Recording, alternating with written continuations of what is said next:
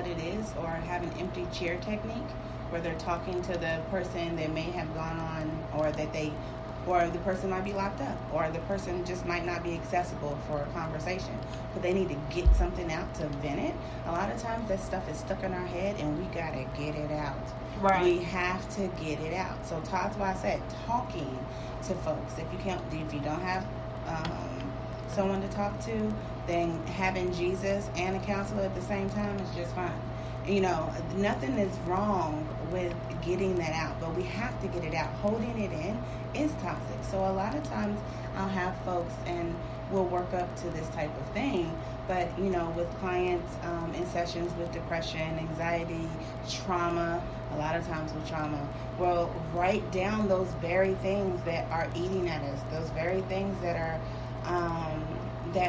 really bothering us, right? Right. And released, in order to exhale, in order to do those types of things, and release for ourselves, we light it on fire. And so that whole process of lighting that on fire is a symbolism of letting that stuff go and hitting restart, right? Mm-hmm. Hitting the restart button. So yeah, I believe we should do the same thing, even with our friends. For those just tuning in, we're having a conversation about self-love and self-care. Somebody said I'm late. You're not late, baby. You're not late. We still got a whole 45 plus some minutes to go. Right. We gonna be here. Right. So Wednesday night, 8 to 10. So first thing we telling everybody, so if you're just now tuning in, thank you for tuning in to Meeting in Lay's Room Radio. We're talking about self-love, self-care, family, holidays, mental health. Yes. So first is recognizing seasonal depression, toxicity, and recognizing some of your signs, some of your symptoms, and being honest enough with yourself to say, I'm not okay right now, but I'm still above ground, I'm still breathing, we're financially okay, we're okay, but mentally I'm not okay. It's okay to say that. Some people think that because financially you're okay, we got a roof above our head, we got food, we got tech clothes on the back, I got a job to go to. Oh, she looks like she's okay. It's all good. She looks good. As long as she looks good enough where I can borrow money from her, she's fine. As long as she looks good enough to where she has her Michael Kors and her Coach shoes and her this and her that, and the whole time it's all a mask, right? It's all a mask. Yeah. So I need people to recognize signs and be honest enough with themselves to know those signs and to establish that. That's step number 1. Yeah. Step number 2 is figuring and finding ways to cope and deal. Yeah. Through the season, through the holidays, through the wintertime, because wintertime is typically has a higher rate of depression, suicide, alcoholism, abuse. And especially abuse. Especially abuse as well. Yeah, okay. It's a trigger. Yeah. It's a trigger. This time of year is a trigger for people. I hate to say it. Yeah. And I see a lot of people take on meaningless relationships during this time of year. Yes. Just to not be alone. Just to have. And we're going to touch on that because I told you how I feel about that. So we're going to come back to that. #cuddle season for no reason. Y'all taking cuddle applications and cuddy buddies and stuff, and then you break up with them when it gets a little warm. It's crazy. But you done had a whole baby on the season. Oh, Lord. Oh, Jesus. She's trying to kill me today, y'all. I'm going to choke in here today, Lord. She's trying to take me out. Okay, had a whole baby. She's trying to take me out of here. Okay. So back on topic. All right. The next thing we said is it's okay to still go and do those family things, but stop making it only holidays and funerals. Exactly. Get back to what we used to be. Family time was a regular thing. Sunday dinners. Yes. Family reunions. Like, I feel like family reunions done fell off. I mean, get together, movie night, game night, birthdays, get together, people. Like, know who your family is, because we got too many babies out here, these teenagers accidentally hunching their own family. I'm just saying. Y'all need to get it together. It's after 9 o'clock and I'm going to go ahead and say I've been holding that one in. Let me go on and bring Mary Lou out. You know what I'm saying? Because that'd be my grandmother. Because my grandmother, every single time, one of the cousins would bring their little boyfriends or Who's your girlfriends. peoples? Who's your mom? Who's your peoples? What's her last Why are we not name? asking them questions still, folks? Who's your grandmama? Hold on. What's her married name? What's her maiden name? We candy y'all. And then looking at, you know, understand, I've had that happen twice in my lifetime. Not myself personally, but twice in my lifetime where I've witnessed people come up to the house and say, oh, hey, you know, and I met such and such. And it'll literally be a very, very, very, very distant cousin. And be like, hold on, pause. Y'all can. And be like, oop, glad we caught that one. Right? Seriously, that happened twice in my lifetime. In Kentucky, but I'm just saying it. And that happens with all families. Just we stop talking, right? Well, and then it could be state to okay, so I'm gonna go back to a past episode. Like we said, you had those Rolling Stones in the family that was out here having other families and having babies, and the baby wasn't the daddies, and all of that type of stuff. And so then people didn't know who was related to who, and people having babies. I'm just saying it's still happening, folks. But there's no reason now for that to be a conversation. I'm just saying. There's a TV show called Side Chicks. It's a reality. People, come on. I'm just saying. All right. So, conversation. Get together with families. Last piece of this was talk it out, write it out, burn it, but let it go. Move on, people. Quit letting these things kill you. Quit letting stress, toxicity, stop letting anger, grudges, all of it kill you.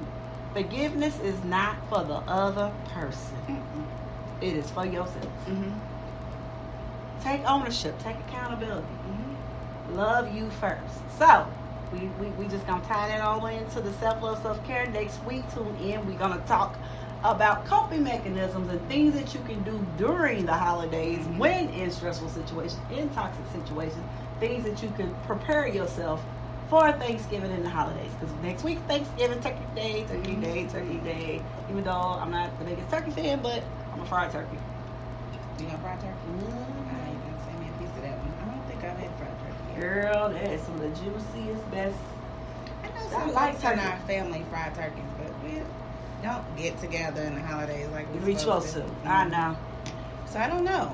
Well, I don't know. I think a couple of our families are having some dinner, so I think I'm not. My biggest issue is the biggest bulk of our families in Indianapolis. And because and then two, you have to work the next day. I'm not doing it because my family don't know how to stop talking.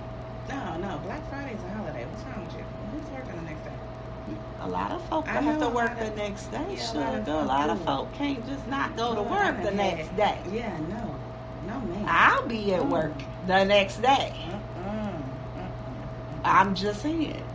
You know, that's been a privilege to be off Black Friday for all these years. Now usually I'm usually, you know what? I'm gonna be honest. This will probably be my first year working Black Friday in a long time. But since I'm the station manager, I have to come in for a little bit and make sure all our programming is going. Hey, I'm just saying. Shout out! I need some assistants, some interns. I need some folk. I'm hiring. Right. Look, in all seriousness, I'm hiring folk because babies.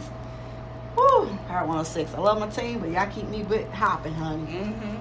But I don't go home like I used to go and be with my family for Thanksgiving. Like I can't honestly really remember the last Thanksgiving I spent with my entire huge family.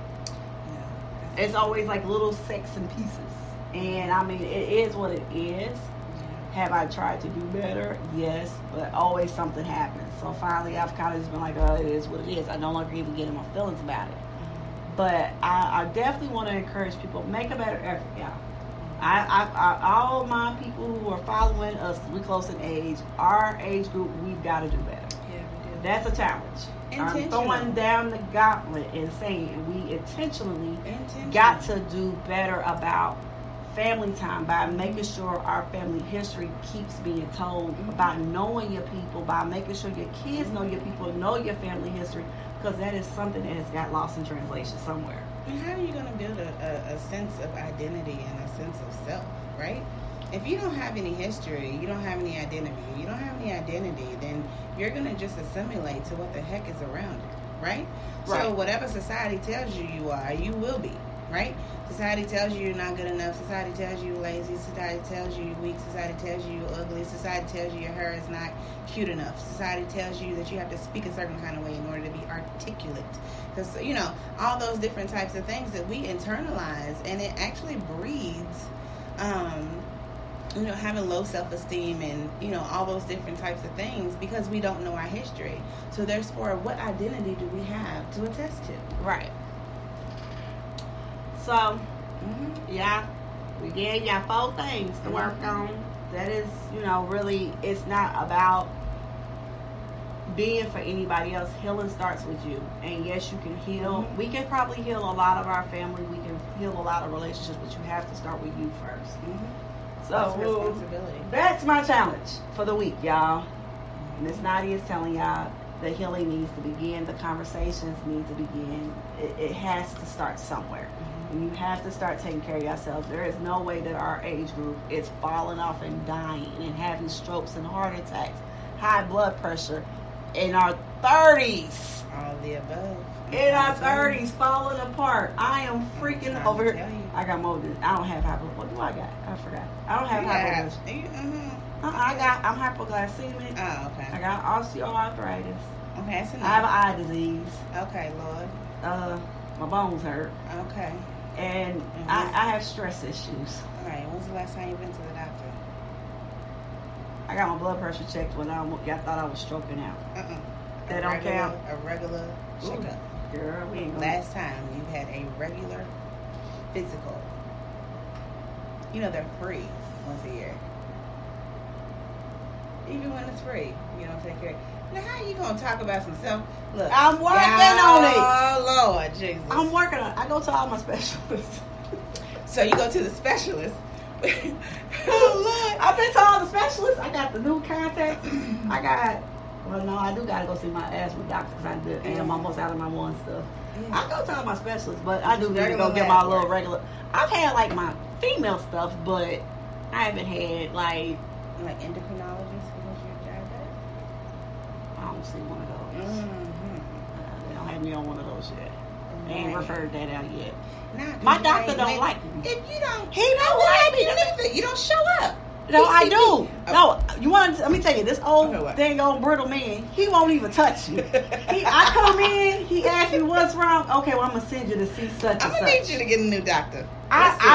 Okay, everybody listen. I need a PCP. I need somebody who's gonna take care of me. Drop in the comments, inbox me if you need to. I need a PCP. We need to get her together. For real. Y'all falling apart. I'm knocking on 40 and falling the head apart. Like, y'all don't realize I'm literally in footsie socks in the studio because my feet hurt. This arthritis is no joke. It's going to snow this week, FYI. FYI, folks, Saturday night, we supposed to be getting some snow. If you didn't know, we get some snow come Saturday night. So, I'm telling you, I already feel it on my bones. My bones is telling me it's coming. It's a real thing, y'all. I'm just saying. I know, but it shocks people when I say stuff like that. And they're like, really? I'm like, yes, I'm freaking legally blind. Like, it's a real thing. Keratoconus Awareness Day is a real thing. People don't, they think that people just say things because they're hypochondriacs. Stop making people think they're hypochondriacs. Sometimes people really be having stuff wrong with them when they're young. I am literally 39 years old and falling apart. Yeah. My husband had all kind of allergies, right? And one of his allergies was to apples. And what? See what? See that right there? You know what? Like I had Benadryl on deck, and I was gonna slip him some apples just in case. And be like, here, take his Benadryl real quick. But no, I never did that. Oh my gosh!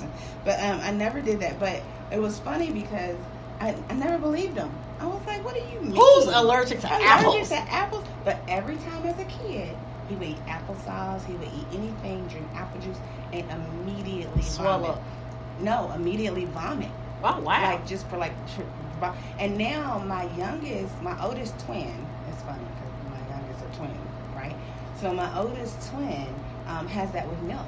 So she can do yogurt, but she can't have anything milk-based, like regular milk, lactose-free milk. Doesn't matter what it is. That kind of thing, it's a wrap. And if it's in the something middle of that's the night- dairy based, she